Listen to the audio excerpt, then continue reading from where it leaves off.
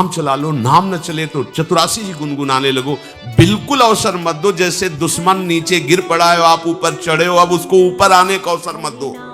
ऊपर आने का अवसर दिया तो अब आपको ऊपर आने का अवसर दुश्मन नहीं दे पाएगा। ध्यान रखना, एक बार अगर अब मन चढ़ गया आपके ऊपर और मनमानी आचरण करा लिया तो आपको भजन लायक नहीं रखेगा, क्योंकि वो समझ चुका है कि तुम ऐसी जगह पहुंच चुके हो कि अगर अब हम इसको हरा ना पाए तो मुझे जिंदगी भर इसका गुलाम बनना पड़ेगा। मन ने देख लिया है कि अब हम मारे जाएंगे, अब मुझे मरना पड़ेगा, तो वो आखिरी कोशिश करके आपका नाश करेगा। बस आप सावधान हो, इस समय आपके घुटने उसके गर्दन के ऊपर हैं, ऐसा समझो, क्योंकि सदगुरु आश्रय, संत आश्रय, सत्संग, नाम धाम आश्रय। अब वो विचलित हो रहा है, भड़बड़ा रहा है, कोई तो मिले ऐसा, थोड़ा तो हमें जीवन दान दे, क्या विषय भोग, थोड़ा तो मुझे विषय सेवन करने को मिले। चूक कर दी तो फिर गिरा देगा। परमहंस श्री ओंकारानंद सरस्वती जी ले जब बिल्कुल नई अवस्था में सामने उनके गए तो उनका, अच्छा बच्चा, बड़े भाग्यशाली हो, वैराग्य मार्ग में आए हो, पर ध्यान रखना, एक सांप को जब बंदर पकड़ता है तो बोले ऐसे ऐसे जड़ में रगड़ता है, फिर देखता, सू तो नहीं बोला, फिर रगड़ता है, और वो मरने पर भी रगड़ता ही रहता है कि कहीं से मैं जान न। बोले बस ऐसे ही साधु को, साधक को, उपासक को अपने मन को रगड़ना है। राधा वल्लभ सिंह हरिवंश, राधा वल्लभ सिंह हरिवंश, राधा वल्लभ सिंह हरिवंश।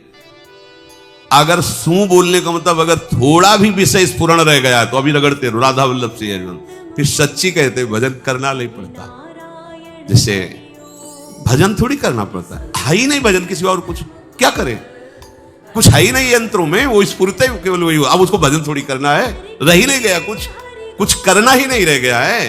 हंस रहे, खेल रहे, बात कर रहे, खा रहे, पी रहे, चल रहे, ठाड़े बैठे परे उताना, कबीर काहे हम राय ठिकाना, हर समय। पर वो स्थिति प्राप्त करने के लिए निरंतर अभ्यास की आवश्यकता है। श्री भगवान कह रहे हैं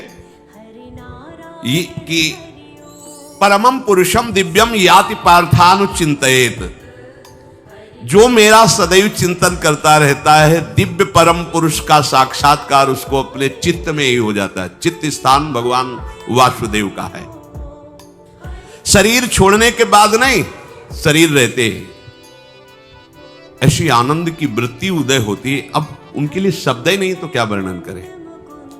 ऐसी आनंद की उसी आनंद में वो आनंद समुद्र प्रभु प्रकाशित होने लगते हैं। और उस आनंद में जहां आपका थोड़ा प्रवेश होता है, आप उलझ करके विषय की तरफ चले जाते हैं। ध्यान देना हमारी इस बात को, ये अनुभवगम्य बात कहते हैं। जब आपको भजन का थोड़ा आनंद मिलेगा तो आप थोड़ा निश्चिंत जैसे होते हैं, उसी समय मन आपको विषयों में फंसा देगा।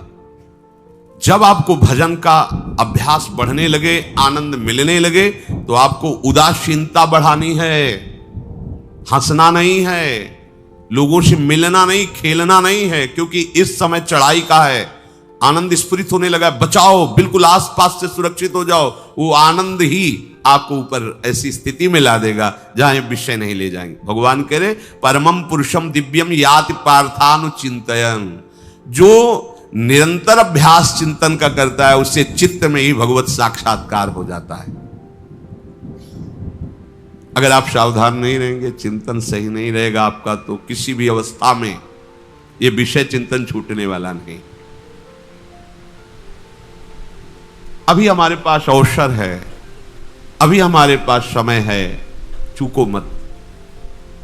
ये बहुत सूक्ष्म लड़ाई है, ये कोई बाहर के लाठी डंडा गोली वाली लड़ाई नहीं है, ये अंतर की लड़ाई है।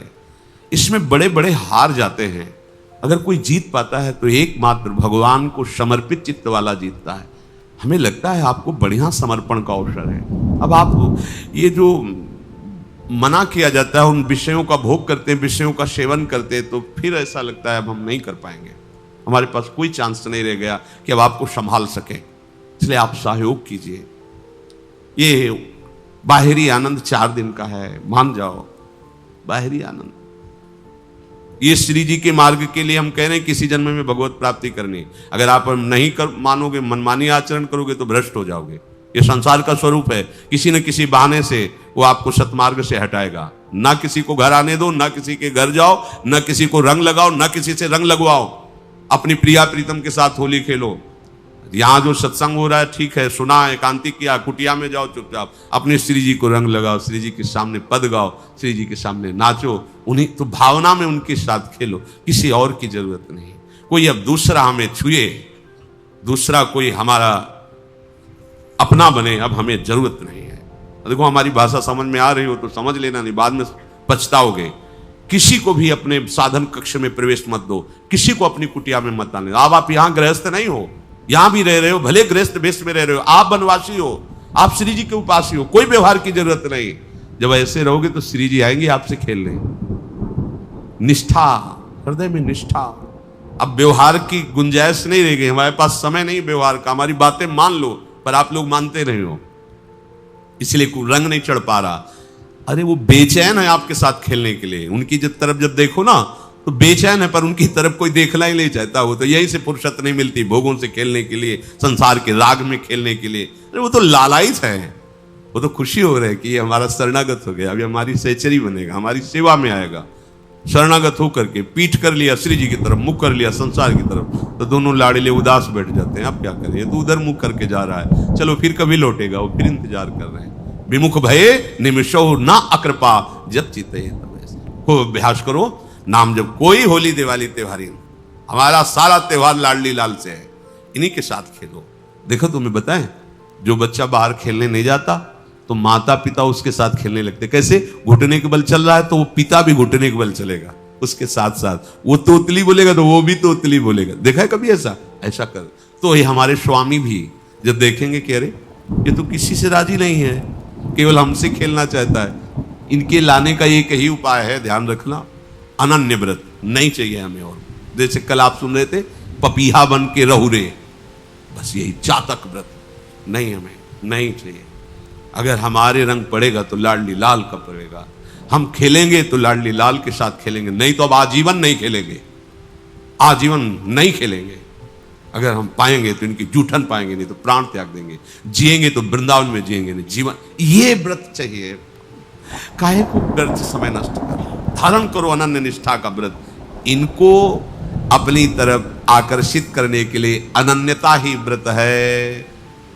रसना कटो जो अन रटो, निरखियन फुटो, नयन श्रवण फुटो जो अन सुनो, श्री राधा जस में।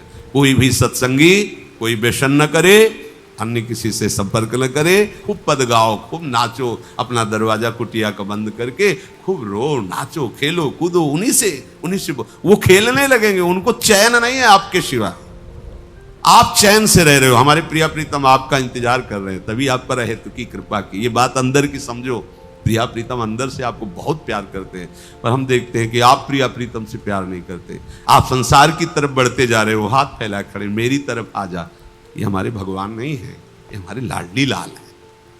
हम इनको भगवान नहीं, ये तो प्रेम के खिलौना दो खेलत है, प्रेम खेल। हमारे रसिकों ने इनको भगवान नहीं माना। अगर कोई संकट आया तो अपने आंचल में छुपा के इनको लेके भागे। ये नहीं सोचा कि अखिल लोक ब्रह्मांडों का ईश्वर, इसको छुपा के भागने की क्या जरूरत है। चाहे बिहारी जी को, चाहे राधा वल्लभ लाल को, जब कभी कोई ऐसा भय आया है तो ऐसा नहीं सोचा कि भगवान रक्षा करेंगे, नहीं, इनकी रक्षा हमें करनी है। इनको छुपा करके, कभी कामवन में राधा वल्लभ लाल को, कभी बिहार वन में से बिहारी जी महाराज, छुपा छुपा के अपने अपने ठाकुरों। हमारे लाडले हैं, प्यारे हैं, इन्हीं के साथ खेलना है, इन्हीं में रहना है। अब इन्हीं के पास रहना है, इन्हीं में रहना है। दो बात ध्यान रखो, इन्हीं के पास रहना है, इन्हीं में रहना है, बस। अब यही हम नहीं कर पाते, वही जो शुरुआत सत्संग में की थी, सबकी ममता ताग बटोरी, मम पद मने। ये भारी बात है, भारी बात है। जितनी जल्दी आप उदास हो जाओ संसार से, उतनी जल्दी मुस्कुराहट आ जाएगी प्रिया प्रीतम के मुख में आपके लिए। आप जब मुस्कुरा रहे उधर, तो वो उदास बैठे कि हमारी तरफ क्यों नहीं देख रहा। अब हमें अपने प्यारे को उदास नहीं करना, प्यारे को मुस्कुराहट से युक्त करना है। क्या हम उदास हो जाए, ताते मौन रहे वो उचित है। जगते भयो फिरे बैरागी, वृंदावन रस में अनुरागी।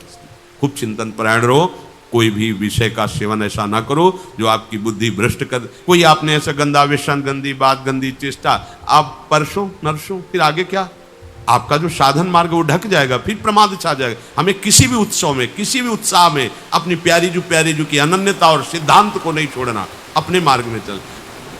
ये अध्यात्म है, अध्यात्म। ये दान पुण्य की बातें नहीं है। ये लोक लोकांतर में भटकने की बातें नहीं है, सीधे भगवत प्राप्ति की बातें हैं। यत करोषि, जो भी तुम करोगे वो तुम्हें अपने आराध्य देव के लिए करना है, आराध्य देव को समर्पित करना है। देहाभिमान अभी कुछ ही समय में गलित हो रहा है, ऐसा आपको अनुभव होने लगेगा।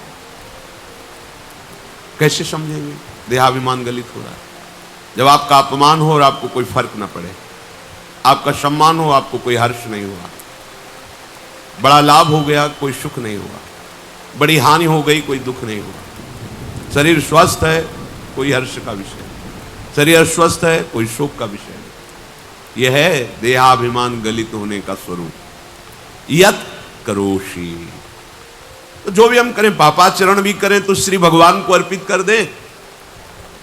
बोले नहीं, तस्मात् शास्त्रम प्रमाणम ते कार्याकार्यो व्योतितम, जो तुम्हें करना है उसमें प्रमाणित कार्य करने हैं शास्त्र के अनुसार। यत करोषि, अब जो भी करोगे शास्त्र सम्मत करोगे और प्रभु को समर्पित करोगे, देहाभिमान बहुत जल्दी गलित हो जाएगा। यदश्नाशि अशन भोजन, जो भी पाओगे पहले प्रभु को भोग लगाओगे, देहाभिमान गलित हो जाएगा। मान लो मेरी बात, ये सब 4 दिन के उत्सव, 4 दिन की चांदनी है। शोक समाज पूरा तैयार हो रहा है हमारे ऊपर आक्रमण करने के लिए। तुम्हें क्या पता,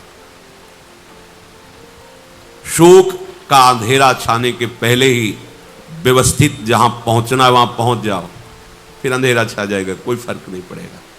अभी आप यात्रा ही नहीं प्रारंभ किए हैं और अंधेरा आ गया तो मार्ग ढक जाएगा और जीवन व्यर्थ चला जाएगा।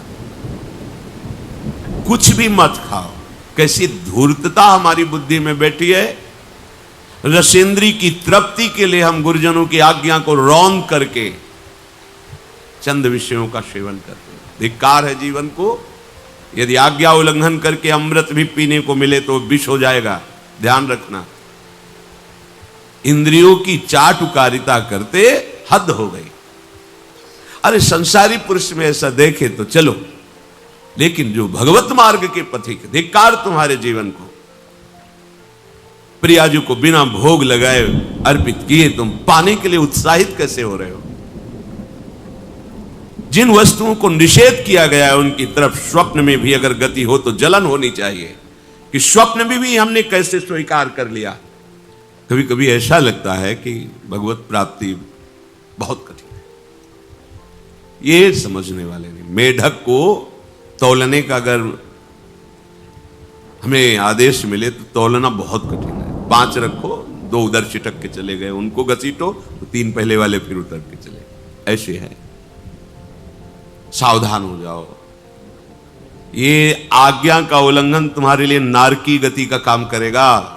अगर आज्ञा है कि अमृत नहीं पीना तो मत पीना, नहीं वो विष हो जाएगा। और अगर आज्ञा है विष पी लीजिए तो गरल सुधा रिपु करहि मिताई, गोपद सिंधु अनल शीतलाई, वो विष अमृत हो जाएगा। तुम्हारा शत्रु तुम्हारा मित्र हो जाएगा। ये भाव समुद्र गाय के खुर के गड्ढे के समान हो जाएगा। आज्ञा पालन बहुत बड़ी सिद्धि है। ये मूढ़ता का त्याग कीजिए। आप जानते हो, जानते नहीं है? नहीं, तुम नहीं जानते हो, तुम्हें वो जान रहे हैं। अगर तुम अपना आनंद चाहते हो, सुख चाहते हो तो आज्ञा पालन करो। इसी से देहाभिमान गलित होगा। तुम्हारी एक एक वृत्ति उस सर्वात्मा प्रभु बैठे देख रहा है और उन्हीं के रिझाने के लिए तो तुम्हें मानव देह मिली, भगवत मार्ग मिला। ये ध्यान रखो, एक बार भी बिना भोग अर्पित किए हुए जो पाओगे वही तुम्हारी बुद्धि भ्रष्ट कर देगा। देख लो आंख खोल के कैसे बुद्धि भ्रष्ट होती है। वो अपने आराध्य देव इष्ट देव की ही निंदा करने लगता है, आराध्य देव इष्ट देव के विपरीत चलने लगता है। ये बुद्धि गिरी मतलब सर्वनाश। जो शास्त्र में कहा गया है, कामः संजायते क्रोधा क्रोधा स्मृति विभ्रमा स्मृति भ्रंशात् बुद्धिनाशो, बुद्धिनाश को ही कहा गया प्रणश्यति, नष्ट हो गया, वो किसी काम का नहीं। यत करोषि, जो भी कर रहे हो वो प्रभु के लिए हो, और प्रभु को अर्पित करो। यदश्नाश, जो भी असन भोजन करते हो, जो भी तुम्हारी जिह्वा में जाए, अगर तुम इसी जन्म में भगवत प्राप्ति करना चाहते हो तो बिना भोग लगाए मत पाना, मान लीजिए। फिर कह रहे यज्जुहोषी, जो भी तुम हवन का तात्पर्य होता है भागवतिक कार्य करते हो, वो प्रभु को अर्पित कर दो, बड़ा सुख मिलेगा। जो तुम ददाशी, किसी को भी कुछ भी देते हो, प्रभु को दे दीजिए। देने के पहले उसमें भाव कीजिए राधा वल्लभ लाल इसके हृदय मंदिर में बैठे। अब भोजन जल वस्त्र जो भी आपको उसको दिया तो उस व्यक्ति को नहीं दिया, सीधे ठाकुर जी को दिया, राधा वल्लभ लाल को दिया। यत तपस्यासी, जो भी तुम तपस्या कर रहे हो, काम वेग को सह रहे हो, क्रोध को सह रहे हो, गर्मी सर्दी सह रहे हो, अनुकूलता प्रतिकूलता सह रहे हो, ये भी प्रभु को अर्पित कर दो। भगवान आदेश कह रहे हैं तत्कुरुष्व मदर्पणम, ये सब मेरे को अर्पित करने का मतलब मेरी पूर्ति नहीं हो जाएगी, तेरी पूर्ति हो जाएगी। भला ये सब नदियां समुद्र में गिरना बंद कर दें तो समुद्र घट जाएगा क्या? यद्यप समुद्र प्राकृतिक है, चिदानंद नहीं, भगवान तो चिदानंद समुद्र है। कोई भी नदी चाहे बाढ़ युक्त जाके गिरे या गिरना बंद कर, समुद्र में कोई फर्क नहीं पड़ता। इसीलिए सेवक जी ने कहा है मांगो मन मनुष्य दास अपनी कर, पूर्ण काम सदा हृदय। हे पूर्ण काम प्रभु, यद्यपि आपको मेरी जरूरत नहीं है पर मैं अपने लिए मांग रहा हूं कि अपनी दासी बना लीजिए। मद भक्तो मईश्वरे सर्वज्ञे परम गुरु वासुदेवे समर्पित सर्वात्म भावः यत् पश्यति शृणोति स्पृशति वा सर्वमेव भगवान वासुदेवः इत्येवं गृहाविष्ट बुद्धिर मद भक्तः सन एतत् यथोक्तम सम्यक दर्शनम विज्ञाय मद भावाय मम भावो मद भावः परमात्म भावस्तस्मै परमात्म भावो योपपद्यते युध्यते घटते मोक्षम गच्छति। वेद कहता है, भगवान की वाणी, मद भक्तो, जो मेरा भक्त हो गया है।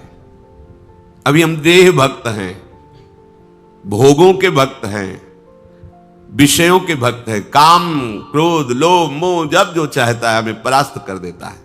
लेकिन जो मद भक्तो हो गया उसको नहीं, बाहरी वेश परिवर्तन से मद भक्तो नहीं होता।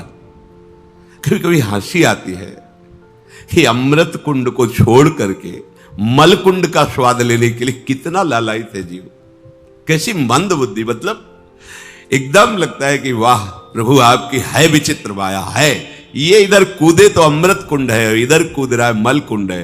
वो जानबूझ करके अमृत को त्याग करके मल कुंड में जा रहा है। जहां हमारी प्यारी जी और प्यारे जी की ऐसी सुख वृत्ति है, वेणु कानन कुणित श्रवण सुंदर सुनत मुक्ति सम सकल सुख पाए पग पेलिरी।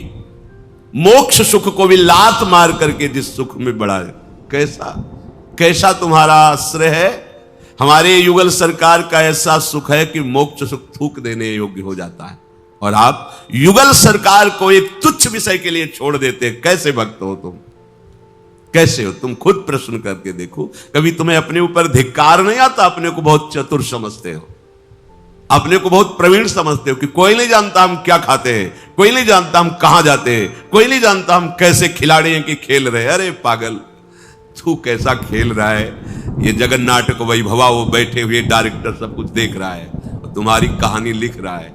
बहुत होश में हो जाओ, हर समय तुम दृष्टि में हो, ऐसा मत समझो।